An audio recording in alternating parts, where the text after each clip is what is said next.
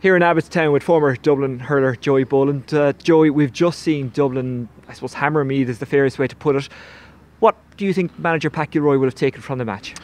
I think he can take a couple of good positives from it. There's some good showing from the likes of Fergal Whiteley and Paul Winters there up front. And I suppose the biggest thing that you can take from these matches is you actually see guys playing against opposition. You can do all the training you want, but it's about performing out there on the day against opposition.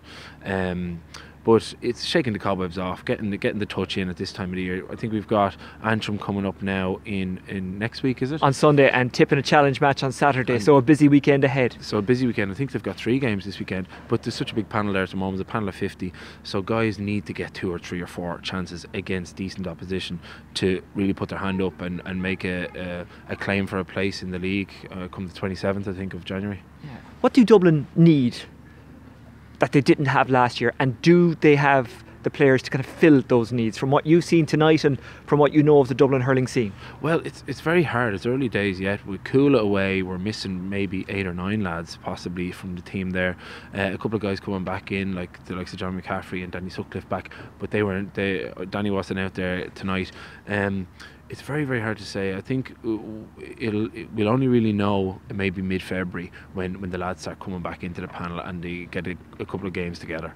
But it seems to be the right crew leading this. Pat Gilroy, a very good man manager, a very good kind of business operator. He'll know how to put in place strategies in operations. Mickey Whelan, a legendary coach. Anthony Cunningham, we saw what he did with Galway. It didn't come to a happy end, but they were within a couple of pucks of winning a couple of All-Irelands. Yeah, definitely. Like there's a serious amount of intelligence behind the Dublin backroom team, and you could see it out there today. Like the Dublin setup in comparison to the Meath setup. Meath were a little bit off the cuff and they were a little bit agricultural. They just kind of played individually, whereas you could see Dublin had a little bit of a system there. They brought everybody out for the opposition puck outs and they kept the defence working as a unit and put the ball in well. Whereas kind of Meath were just they didn't really know how to deal with it, and it's just showing the kind of the tactics that Pat and Anthony have brought to this new Dublin setup.